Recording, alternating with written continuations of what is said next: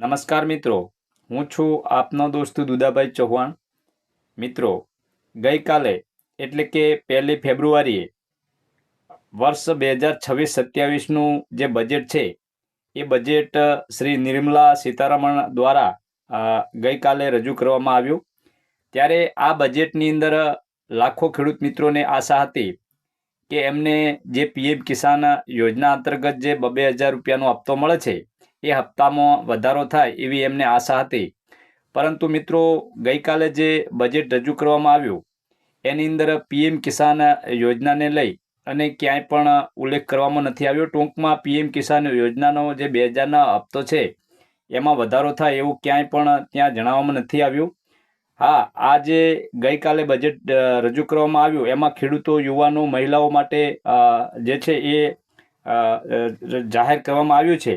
પરંતુ એની અંદર બીજી જે કેન્દ્ર સરકારની યોજનાઓ છે એમાં ખેડૂતોને લાભ મળશે એવું જણાવવામાં આવ્યું છે. પણ જે આ પીએમ કિસાન યોજના છે એમાં 2,000 રૂપિયાનો જે હપ્તો મળે છે એમાં વધારો થશે એવું ક્યાંય પણ, ટૂંકમાં પીએમ કિસાન યોજનાનો ક્યાંય પણ ઉલ્લેખ કરવામાં નથી આવ્યો.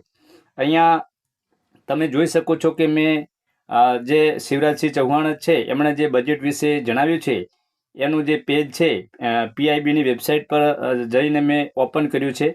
તો અહીંયા તમે જોઈ શકો છો શિવરાજસિંહ ચૌહાણે કહ્યું છે કે બજેટ 2026-27 ઐતિહાસિક અને અભૂતપૂર્વક છે એવું એમણે જણાવ્યું છે. અને એમણે કહ્યું છે કે આ વિકસિત ભારત માટે ગતિશીલ બજેટ છે અને ગ્રામીણ વિકાસ વિભાગના બજેટમાં 21% નોંધપાત્ર વધારો થયો છે એવું એમણે શિવરાજસિંહ ચૌહાણે કહ્યું છે. કૃષિ બજેટ રૂપિયા 1.32 લાખ કરોડ, ખેડૂતોની પ્રગતિ અને વિકાસ માટે રૂપિયા 1.70 લાખ કરોડથી વધુનું બજેટ, ખાતર સબસિડી, ખેડૂતો માટે ઇનપુટ ખર્ચમાં રાહત એવું એમણે જણાવ્યું છે. તો મિત્રો, અહીંયા ક્યાંય પણ પીએમ કિસાન યોજનામાં જે 2,000નો હપ્તો મળે છે એમાં વધારો થાય એવું ક્યાંય પણ જણાવવામાં નથી આવ્યું. અહીંયા શિવરાજસિંહ ચૌહાણે જણાવ્યું છે કે કેન્દ્રીય કૃષિ, ખેડૂત કલ્યાણ અને ગ્રામીણ વિકાસ મંત્રી શ્રી શિવરાજસિંહ ચૌહાણે કેન્દ્રીય બજેટ 2026-27ને ઐતિહાસિક અને અભૂતપૂર્વક બજેટ ગણાવ્યું, જેણે પ્રધાનમંત્રી શ્રી નરેન્દ્ર મોદીના નેતૃત્વમાં વિકસિત ભારત અને આત્મનિર્ભર ભારત માટે મજબૂત પાયો નાખ્યો. તેમણે કહ્યું કે પ્રધાનમંત્રી શ્રી નરેન્દ્ર મોદીના નેતૃત્વમાં રજૂ કરાયેલ આ 12મું બજેટ છે અને શ્રીમતી નિર્મલા સીતારમણ સતત 9મી વખત બજેટ રજૂ કરનાર પ્રથમ મહિલા નાણામંત્રી છે, જે દેશ માટે ગર્વની વાત છે એવું એમણે જણાવ્યું છે.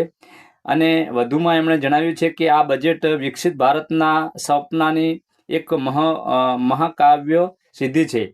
તે સમાજની સમૃદ્ધિ અને સંકલ્પોની પરિપૂર્ણતાનું બજેટ માટેનું બજેટ છે. તે વિકસિત ભારત માટે ગતિશીલ બજેટ છે. પ્રધાનમંત્રીના વિઝન અને દૂરંદેશીથી પ્રેરિત આ બજેટ વર્ષ 2047માં આત્મનિર્ભર, સશક્ત અને સમૃદ્ધ માટે ભારત માટે મજબૂત પાયો નાખી રહ્યું છે. આ બજેટ આ 4 સમુદાયો, ખેડૂતો, યુવાનો, મહિલાઓ અને ગરીબોના જીવનમાં ક્રાંતિકારી પરિવર્તન લાવવામાં એક નવો અધ્યાય લખી રહ્યું છે. તો અહીંયા મિત્રો ક્યાંય પણ પીએમ કિસાન યોજના છે એની વાત કરવામાં નથી આવી. હા, અહીંયા લખવામાં આવ્યું છે કે ગામડા, ગરીબો, ખેડૂતો, યુવાનો અને મહિલાઓ દરેકનું બજેટ છે એવું જણાવવામાં આવ્યું છે. પરંતુ આ જે બજેટ છે એ મિત્રો બીજી યોજનાઓ માટે છે. અહીંયા હું તમને જણાવું કે 2 યોજનાનો જે ઉલ્લેખ છે એ કરવામાં આવ્યો છે.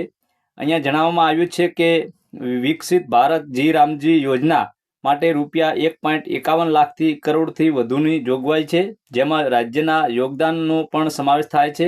મનરેગા અંગે તેમણે જણાવ્યું કે ગયા વર્ષનું એકંદર મનરેગા બજેટ આશરે 86 કરોડ હતું, જ્યારે આ વર્ષે કેન્દ્ર સરકારનો હિસ્સો 95,692 કરોડથી વધુ છે. તો અહીંયા મિત્રો વિકસિત ભારત જી રામજી અને મનરેગા જે યોજના છે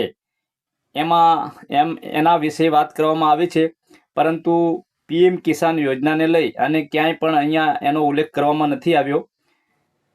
તો મિત્રો, પીએમ કિસાન યોજનામાં આ બજેટમાં હપ્તામાં વધારો થયો નથી અને આગામી સમયમાં જો કદાચ સરકારશ્રી દ્વારા આના પર ચર્ચા કરવામાં આવશે તો હું આપને વિડીયો બનાવી અને જરૂરથી જણાવીશ.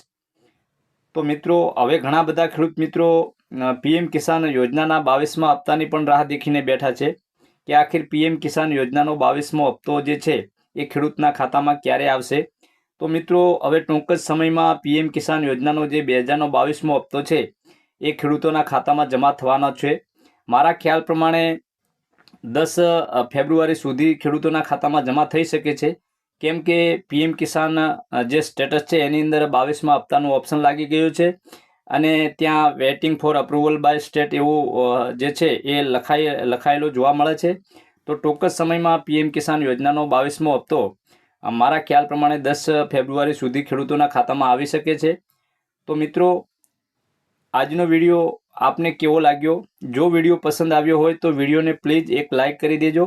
ચેનલમાં જો સૌ પ્રથમવાર આવ્યા હો તો ચેનલને પણ સબસ્ક્રાઈબ કરી દેજો અને બાજુમાં આપેલ જે બેલ આઇકન છે એને મિત્રો તમે ઓલ પર પ્રેસ કરી દેજો, જેથી કરીને હવે પછી હું કોઈ પણ પીએમ કિસાન રિલેટેડ વિડીયો મારી યુટ્યુબ ચેનલ પર અપલોડ કરું તો એનું જે નોટિફિકેશન છે એ આપને સૌથી પહેલાં મળતું રહે અને આપ સૌથી પહેલાં મારો વિડીયો નિહાળી શકો.